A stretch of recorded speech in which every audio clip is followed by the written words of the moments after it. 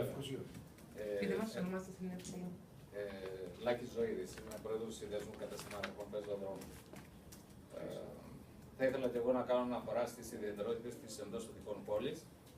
Σίγουρα περάσαμε αρκετά χρόνια μαρασμού και υποβάθμισης. Η πεζοδρομοποίηση, το άνοιγμα του οδοφράγματος είχε τις συνέπειες και άφησε τις πληγές στην περιοχή.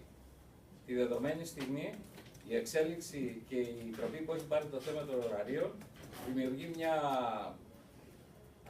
ανισοβαρή κατάσταση για την περιοχή μας και θα πρέπει να ληφθεί υπόψη η ιδιαιτερότητα της περιοχής, η ύπαρξη του οδοφράγματος.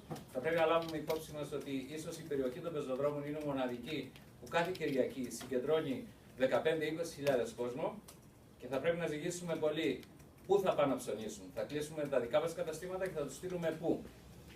Άρα νομίζω ότι είναι αναγκαιότητα. Από τη στιγμή που υπάρχει καθολική συμφωνία, από ό,τι βλέπω όλων των κομμάτων, ότι κάποιες περιοχές πρέπει να τη χάνουν ενός διαφοροποιημένου ωραρίου, θεωρούμε ότι η πρώτη περιοχή που θα έπρεπε να έχει ενταχθεί σε αυτή την κατηγορία ήταν η εντός των τυχών πόλη της Λευκοσίας, η περιοχή των πεζοδρόμων. Ευχαριστώ. Ευχαριστούμε.